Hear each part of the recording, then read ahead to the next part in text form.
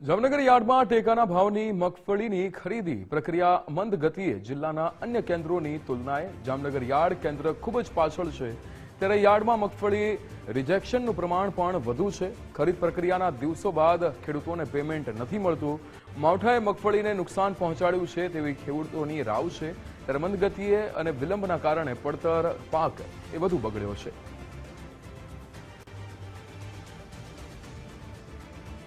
ટેકાના ભાવની મગફળીની ખરીદી પ્રક્રિયાને લઈને પ્રથમ તો જે ખરીદ પ્રક્રિયા સામે જે છે તે વાંધા અરજીઓ આવી હતી, વાંધા સૂચનો આવ્યા હતા। ત્યારબાદ સરકાર દ્વારા ખરીદ પ્રક્રિયા શરૂ કરવામાં આવી હતી, પરંતુ એ જ ખરીદ પ્રક્રિયા હાલ ધીમી ગતિએ ચાલી રહી હોવાથી ખેડૂતોને પારાવાર મુશ્કેલી થઈ રહી છે।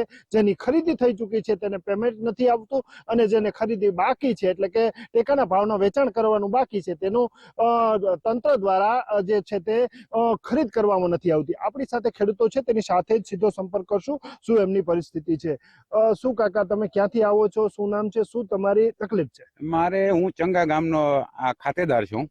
હવે મારી વાત સાંભળો, અમે આજે 1.5 મહિનો થયા માંડવી વરસાદ થયો એને પલળી ગઈ। હવે પલળી ગઈ તો એમાં ડીમેજ થાય। હવે ડીમેજ થાય ને પછી અહીંયા અમે આ ત્રીજો મારે ધક્કો છે, અહીં ત્રીજો ધક્કો છે કે ભાઈ હજી કેટલે દી વારો આવીએ। 7 તારીખે મારે વારો આવ્યો, બરોબર।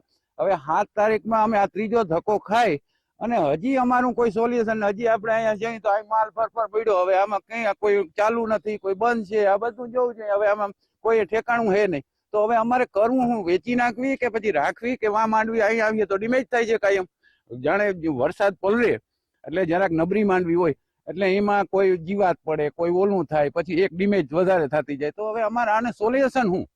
સરકારને જે કરવું હોય વહેલી થઈ કે આનો ઉકેલો લાવે અને કામ બંધ કરી દે એટલે વાત થાય પૂરી।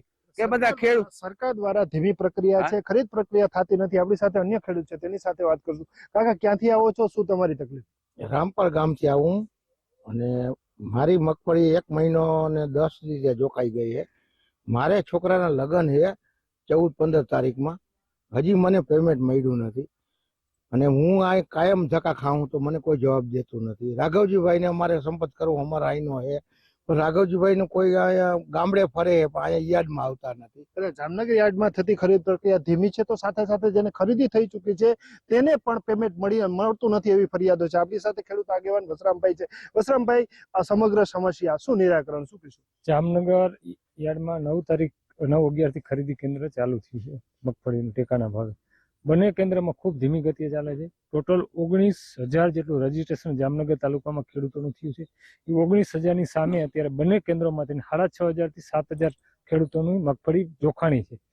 અહીંયા મુખ્ય સમસ્યા એ આવે છે, વચ્ચે વચ્ચે બારદાન નથી હોતા, વચ્ચે વચ્ચે આ બારકોડ વાળા જે ટીકડા લગાડવાના આવે છે ખેડૂતના, એ નથી હોતા અને ક્યારેક ક્યારેક ગોડાઉન જ્યાંથી મગફળીની જે તોલાઈ થઈ ગયું છે અને જે લોડિંગ કરીને જે નાખવાની ગોડાઉનની સમસ્યા મોટે પાયે છે, એના કારણે મગફળી જોખાતી નથી। તો ખરીદ પ્રક્રિયા ધીમી છે, સાથે સાથે ખરીદી થઈ ચૂકી છે તેને પેમેન્ટ નથી ચૂકવવામાં આવતું, તો આ પ્રક્રિયામાં વિના સંકોચ અને વિના વિલંબે તાત્કાલિક નિરાકરણ કરવામાં આવે એવું ખેડૂતો ઈચ્છી રહ્યા છે। કારણ કે માવઠાના માર બાદ ખેડૂતો આર્થિક તકલીફમાં છે ત્યારે સરકાર વધુ એક વખત મદદે આવે તેમ ખેડૂતો ઈચ્છી રહ્યા છે।